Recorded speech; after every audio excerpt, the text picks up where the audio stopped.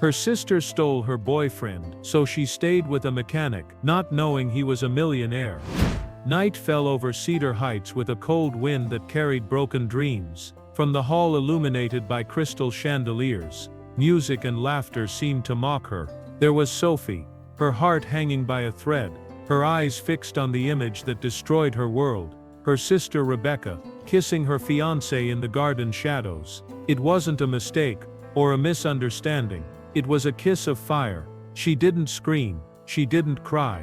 She just felt something inside her go dark.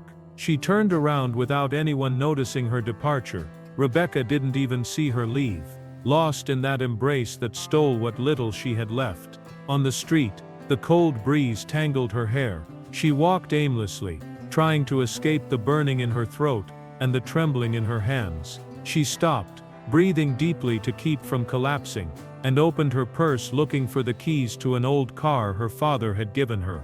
If she couldn't have anything there, at least she could flee. The city lights grew dimmer as she started the engine and drove forward. Increasingly dark streets swallowed her while the silence of dawn was her only comfort.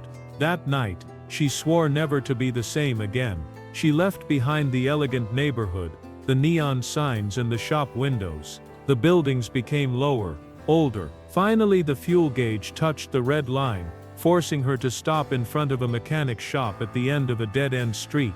A blue neon sign flickered, Dean's Motors, a place as forgotten as she was. She sat still, hands on the steering wheel, contemplating that closed metal door. She got out of the car, feeling a chill, as she stepped on the wet asphalt. The air smelled of oil, metal, and a past that begged for repair. From the shop's shadows, a figure emerged, tall with rolled-up sleeves, skin stained with grease, and a gaze as cold as the night. He watched her while she remained motionless, feeling that for the first time someone truly saw her. Sometimes the most uncertain paths lead us exactly where we need to be.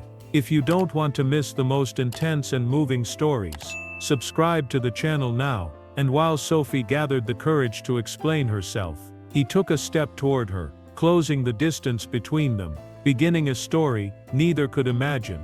The silence between them was dense, like the oil-soaked air of the garage. Sophie held that man's gaze for just an instant, enough to make her shiver. It was impossible to guess what he was thinking behind those dark eyes. He didn't ask anything. He looked down at her trembling hands, then at the poorly parked car, and back at her with a barely raised eyebrow, as if he already knew everything. She felt the weight of her stained dress, the smeared makeup, alone in a neighborhood she didn't even remember seeing before. She dared to murmur, "I'm sorry, I don't know where else to go." Her voice broke. He didn't speak either. He turned the key in the gate lock, and pushed it open with a dry nod. Sophie breathed deeply, as if that threshold was the border between the humiliation she was leaving behind, and the nothingness she came to seek.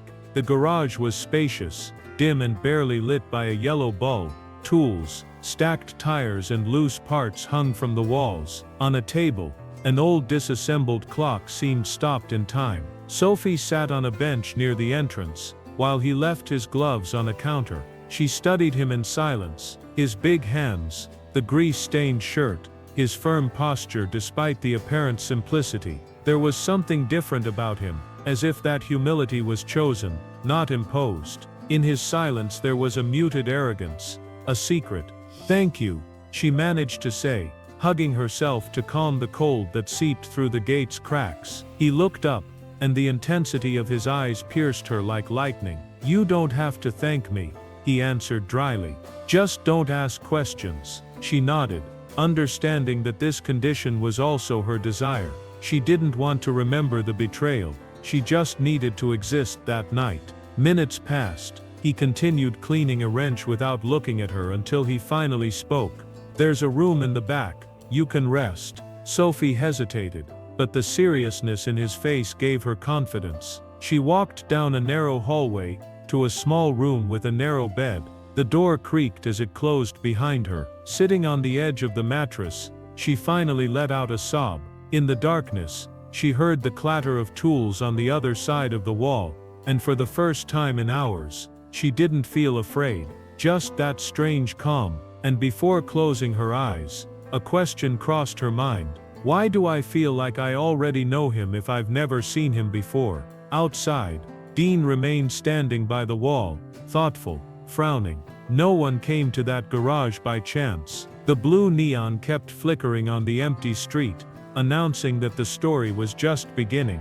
Dawn arrived without warning, tinting the garage's dirty windows with pale light. Sophie woke up in that narrow bed, her dress wrinkled and her eyelids heavy from the sleepless night. She sat up slowly, as if her body still doubted that this wasn't a nightmare.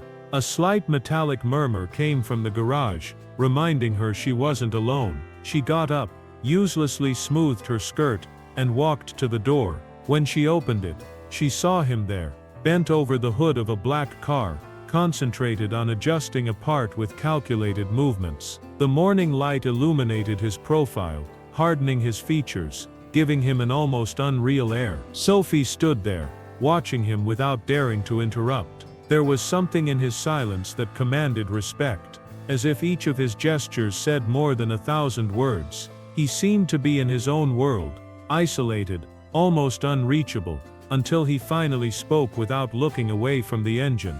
"There's coffee on the table." She blinked, surprised by the deep voice that broke the silence. She looked away and noticed a small steaming coffee pot next to a solitary cup on a metal table. She approached, poured some and felt the comforting warmth between her cold hands. "Thank you for letting me stay last night," she murmured after a few seconds, her voice still low. Dean didn't respond. He just cleaned the grease from his fingers with a rag, and closed the hood with a slight thud. Then he turned to look at her directly, as if he was studying her for the first time. His gaze was penetrating, almost uncomfortable, but at the same time had something that disarmed. "I don't usually let anyone stay here."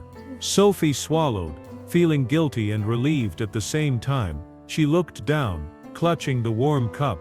"I know, I didn't want to bother you. I just didn't know where to go." He watched her a moment longer, as if evaluating each word that came from her lips. Then he walked to a shelf full of tools, and took out a small box that he placed on the table in front of her. "If you're going to stay, at least you'll have to work." She looked up, surprised. "Work?" Dean shrugged, without apparent emotion. "I don't like parasites. Here everyone earns their place." Sophie held his gaze for a few seconds, undecided between feeling offended or grateful for the opportunity disguised as a demand. Finally she nodded and set the cup aside. "All right, I'll do what I can." He barely tilted his head, as if that answer was enough. Then he turned back to the car, putting his gloves back on. Turning his back on her, Sophie breathed deeply. She knew nothing about this man, not his name, although the garage sign gave him away, nor his story, but something in his rough silence made her feel that, despite everything, she had found a refuge she didn't know she needed. And as she took the tools in her hands and watched him sideways, a thought crossed her. This man keeps too many secrets for someone who calls himself just a mechanic. Outside, the city began to wake up, and with it, the murmur of a new day no one could predict. The hours passed slowly that day in the garage, accompanied by the constant hum of engines, and the metallic echo of tools on concrete. Sophie stayed there, obedient, following Dean's short instructions. She cleaned rusty parts, organized screws and wiped rags over greasy surfaces without complaining.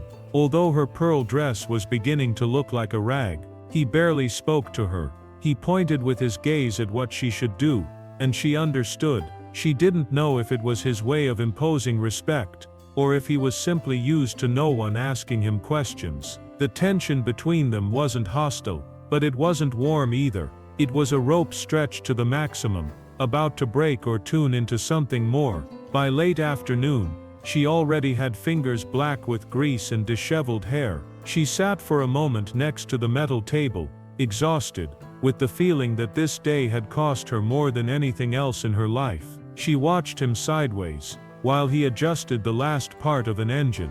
Dean seemed tireless, as if his only company was routine and silence. Finally, when the sky began to turn orange, he left the wrenches on the table, and turned toward her. "You can't stay here tonight," he said dry, without looking at her directly. The words pierced her chest. For an instant she thought it was a definitive expulsion, a sentence to return to the street and face the city's cold with nothing more than her shame. She swallowed, trying to hide the stab of fear. "I understand," she managed to reply, standing up. But before she could collect her purse, he spoke again. "I have a room above the garage. It's small, but more comfortable than that old bed." Sophie stood motionless, confused. She looked at him intently, trying to decipher if this was a true show of compassion, or another test of his strange character. He glanced at her with a hardness that didn't quite hide something softer, hidden, deep inside. "Don't get your hopes up," he added in a low voice. "Just for one night. Tomorrow, you decide what to do with your life." She's nodded, without strength to argue.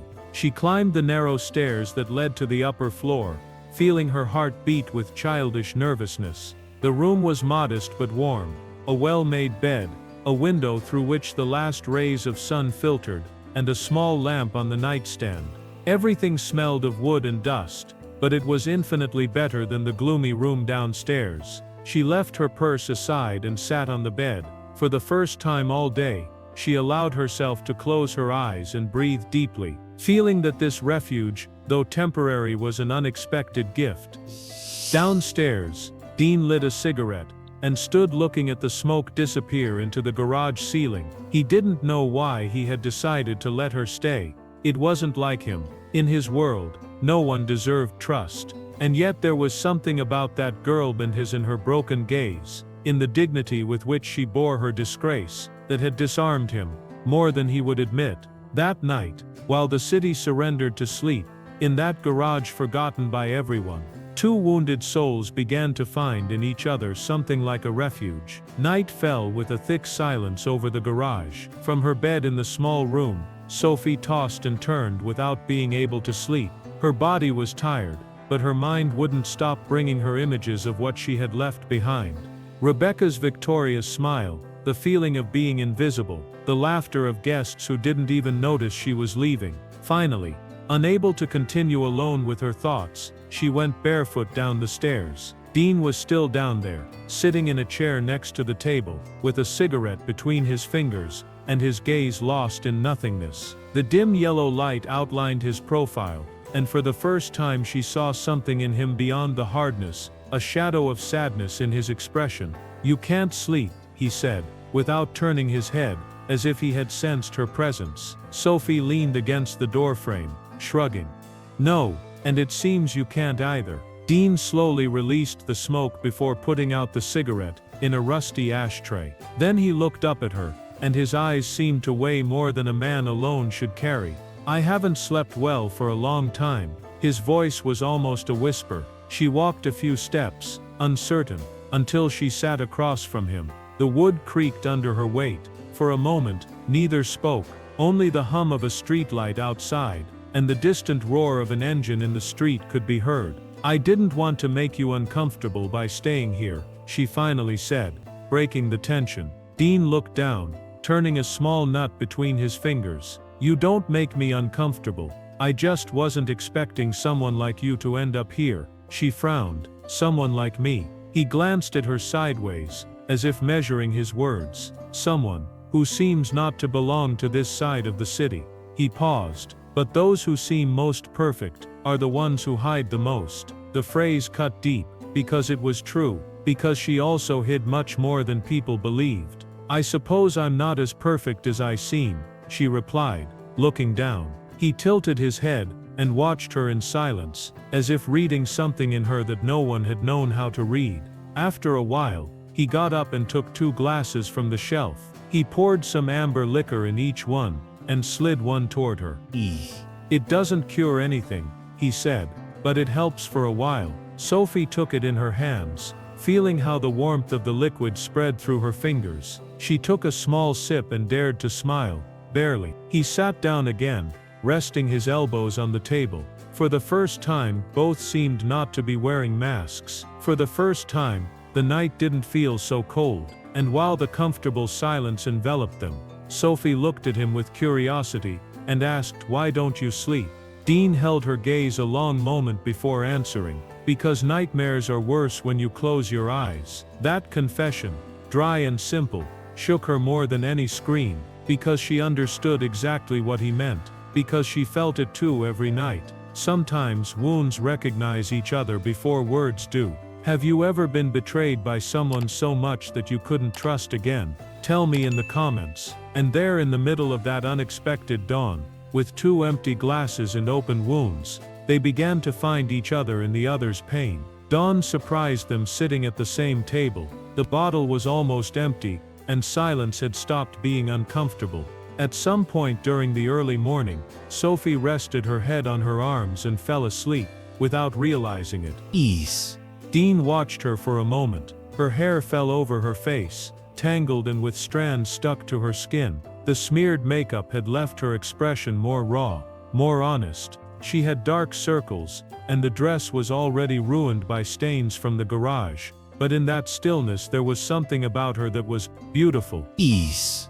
He got up without making noise, and took an old cotton blanket from the shelf. He put it over her shoulders, being careful not to wake her. Then he sat back down, but this time he really looked at her, not as a burden, nor as a stranger, but as someone who was beginning to matter to him more than he would have wanted.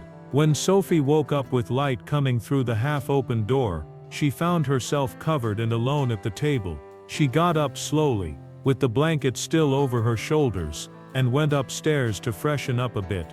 When she returned, he was already outside, checking tire pressure on a car. She saw him bent over the tire, white shirt clinging to his torso, firm hands moving with precision. She leaned against the doorframe, without daring to interrupt him, but he noticed her immediately. "Breakfast on the table," he said without looking up. She frowned and walked to the metal table, where there were 2 cups of coffee and a couple of rolls wrapped in paper. She sat down, somewhat confused by this gesture she didn't expect. When she finished eating, he was already putting away tools in silence. She approached, a bit more confident than the night before. "You don't have to do this," she murmured. Dean barely looked at her for a second before responding, "I don't do it for you. I do it because I hate seeing broken things." Sophie let out a soft laugh that surprised even herself. "I suppose that means you hate me a little." He sketched a half smile, almost imperceptible, before looking away. The rest of the day passed with strange normalcy. She dedicated herself to cleaning a dusty shelf while he worked on an old engine. At some point, without either commenting on it, they began moving through the garage as if they had been sharing that space for years. She passed him tools when he extended his hand. He pointed out which parts to clean without even looking at her. And between each gesture, each fleeting glance, each accidental brush of their fingers, the tension became denser. They weren't caresses, nor sweet words, but in that improvised routine there was already something like desire.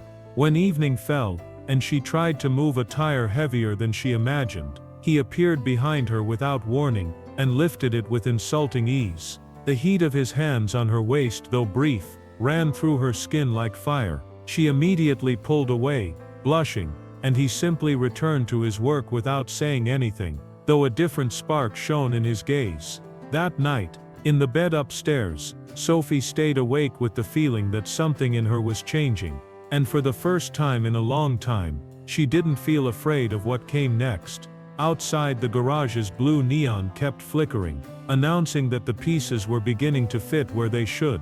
The night was warmer than the previous ones, though inside the garage the air was still impregnated with oil, and something denser that neither dared to name. The day had passed almost like the previous one. Work in silence, glances that didn't quite cross completely, held breaths every time their hands accidentally brushed. But that night, everything changed. After closing the garage, Dean went upstairs with a couple of water bottles. He gently knocked on the door of the room where Sophie took refuge, and found her sitting by the window, with the blanket still over her shoulders. The lamplight drew a warm glow on her skin that he tried to ignore. "Here," he said, offering her one of the bottles. She looked at him a second longer than necessary, before accepting it. When their fingers brushed, both looked away, He remained standing, with no intention of leaving, and she invited him to sit with a slight nod. Dean did so with some discomfort, resting his elbows on his knees while turning the bottle between his hands. For the first time in days, he had no words to fill the silence. "Why do you exile yourself here?" she finally asked, with a soft voice. He looked at her intently. It wasn't the first time someone asked him that question, but it was the first time he felt tempted to answer it. "Because here no one asks me for anything, no one expects anything, no one dares to look too much." Sophie nodded, understanding more than he expected. "Sometimes that's what one needs most," she whispered. Dean tilted his head, looking at her with a different intensity, as if he was seeing her for the first time, beyond her wounds and fragility. It was then when it happened. A metallic sound, a distant thud, made her startle. The bottle fell from her hands, rolled to her feet, and he picked it up before she could bend down. Their fingers met again. This time neither pulled away. Sophie felt her breathing accelerate. The way he looked at her, so close, so direct, so dangerous, burned her skin. The air between them became heavier, hotter. Dees slowly released the bottle, and slid his hand toward hers, taking it with a firmness that left no doubt. She didn't protest. She just looked at him, trembling slightly. He leaned in, his face just centimeters from hers, and the tension accumulated between them finally broke when their lips met. The kiss was at first soft, a careful exploration, but soon became more urgent, deeper, more real. It was the contained need of two broken souls finding comfort in each other, even if only for that night. Sophie closed her eyes, letting herself be carried away by the sensation of being desired, of being seen, of being cared for. Dean drew her toward him, wrapping her in his arms as if he wanted to protect her from everything, even from himself. But when they finally separated, both were breathing with difficulty, with the certainty that they had crossed a line. Dean stood up without looking at her, frowning, as if fighting against himself. "Rest," he said simply, before leaving and closing the door behind him. Sophie remained there, sitting on the bed, her fingers still touching her own lips, wondering what all this meant, and why her heart beat with that mixture of fear and desire. Outside, the neon sign kept shining, flickering with new intensity, as if it knew something had just changed forever. The next morning dawned with a weak sun, and yet the garage seemed darker than ever. Sophie could barely look him in the eyes when she came down for breakfast. Dean was bent over a car, concentrated as if the previous night hadn't happened, as if that kiss hadn't left a mark on both of them. She said nothing either. They ate in silence, each in their corner, pretending that the tension in the air was just a passing misunderstanding. But inside her, emotions were a whirlwind: desire, guilt, fear, and something that looked too much like hope. Meanwhile, far from there, another person was already starting to pull strings. Rebecca was sitting in front of a huge window, in an elegant downtown cafe. She wore dark glasses, perfectly styled hair and freshly painted red nails. Between her fingers, she held a phone while her other hand played with a small spoon, not hiding her impatience. On the other end of the line, a voice confirmed what she wanted to hear. "Yes, miss. We saw her leave a mechanic shop in the lower area. The car is still there." Rebecca smiled with a mixture of triumph and venom. "Perfect. Watch her, and don't call me again until I tell you." She hung up without saying goodbye, and leaned back in her chair, enjoying the taste of her own power. Of course Sophie had run to hide in some miserable corner, always so predictable, so naive. What she didn't know was that her sister no longer planned to let her escape so easily. For years she had tolerated Sophie's presence as a lesser evil, that perfect little sister, sweet, so loved by everyone, but who never knew how to play the real game. Rebecca had always been the one who won, the one who kept what she wanted, and now she would also keep her happy ending, even if she had to destroy her to get it.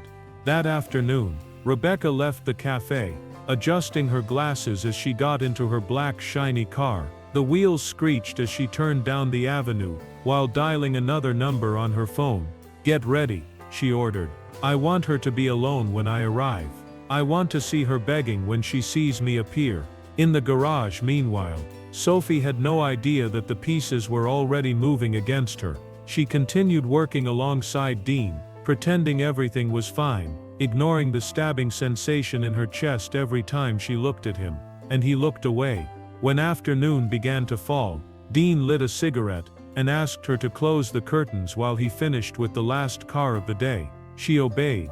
Taking one last look at the empty street from the window, she saw nothing, but further down, on the corner, a black car waited with its headlights off.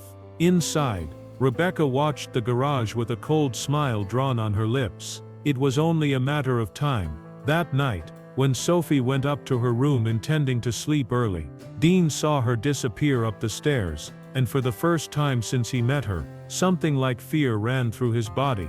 Because although he didn't understand why, he could no longer bear the idea that someone would take her away from him. And in the darkness of the street, the blue neon kept flickering, announcing that the storm was about to arrive.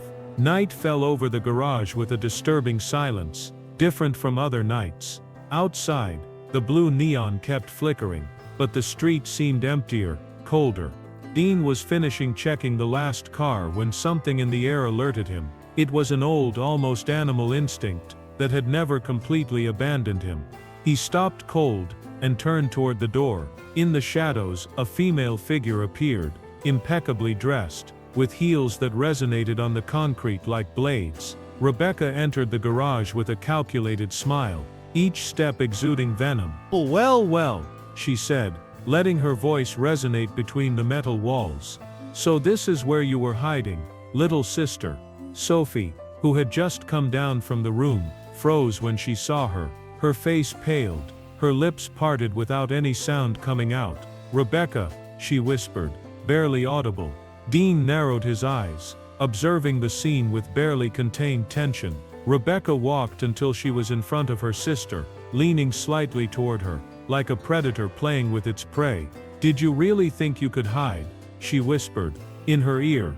"In a dirty garage with this?" Sophie stepped back, but Dean interposed himself between both with a dry and determined movement. The hardness of his gaze made Rebecca doubt for the first time for a second. "She has nothing to do with you anymore," Dean said, with a voice so cold it froze blood. Rebecca narrowed her eyes, evaluating him, and let out a low laugh. "Ah, of course, the heroic mechanic. Do you even know who you're dealing with?" It was at that instant when something in Dean changed. He took off his greasy gloves, stood up completely, and looked her in the eyes, with a firmness that left no doubt. "I know exactly who I'm dealing with," he replied, and in his voice there was now an authority that couldn't be faked. Sophie looked at him, confused, not understanding why his presence now seemed to fill the place in a way she had never noticed. "Leave," Dean ordered Rebecca, "before I throw you out myself." She looked at him with bewilderment, as if only now recognizing something in him. She murmured, stepping back. "It can't be." Dean took a step toward her, and his gaze was a sentence. "Yes." His tone was dry, definitive. "The Dean who will snatch away every damn trick you try to play. And believe me, I've seen worse than you." Rebecca paled, unable to hold his gaze any longer. She turned around with a snort of contempt, and left the garage, her heels echoing like a gunshot in the night. Silence filled the space again. Sophie looked at him without being able to articulate a word. "Who are you?" she finally asked, with a trembling voice. Dean looked at her for an instant before answering, with a slight sigh.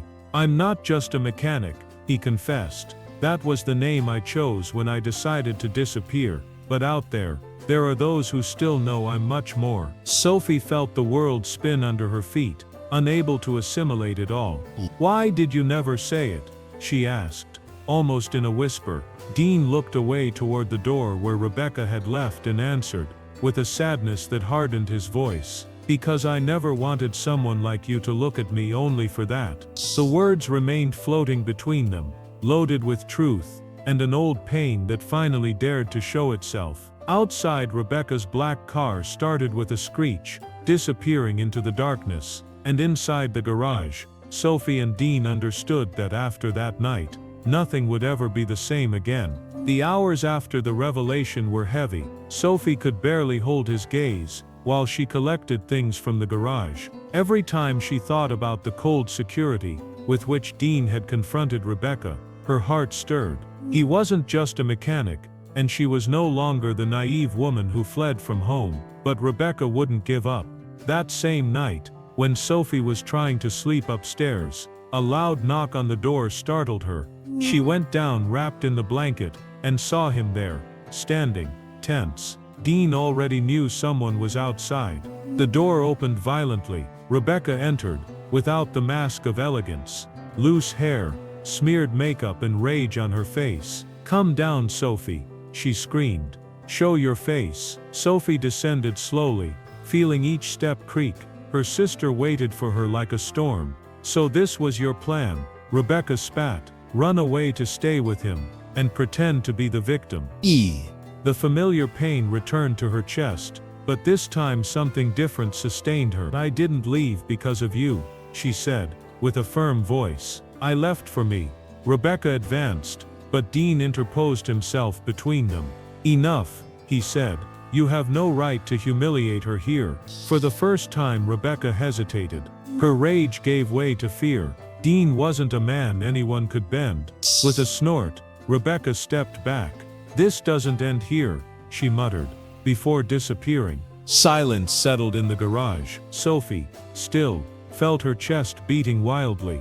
Dean looked at her, and for the first time, brushed a strand of hair from her face with delicacy. "Don't let her make you feel less again," he whispered. "You're worth more than she'll ever know." Sophie closed her eyes, feeling the warmth of his caress. In that moment, she knew she didn't want to escape. Not from him. And if this moment also touched your heart, leave me your like, and join us in this story. The garage lights went out while Dean took her hand and guided her upstairs, leaving the storm behind. That night, when the garage lights went out, Sophie felt the world finally breathed differently. But the calm didn't last too long. Inside her, Rebecca's words resonated like a poisoned echo. "This doesn't end here." Hours later, a metallic sound downstairs woke her up. Dean was already at the door, fully dressed, and with a gaze that admitted no doubt. The street in front of the garage had filled with shadows. 2 dark cars blocked the exit, and several men approached slowly, their silhouettes outlined against the blue light of the sign. Sophie went down the stairs, just as Dean gripped a heavy wrench. "Go upstairs," he ordered without looking at her. But she remained still, trembling. "I'm not going to leave you alone," she replied. He let out a dry laugh, almost painful. "This isn't your war, Sophie." She looked him in the eyes and, for the first time, her voice didn't waver. "Now it is." "Z's." Dean clenched his fists, swallowing his words. Then he opened a box on the shelf, took out a sealed envelope and handed it to her. "If something goes wrong, take this, and leave.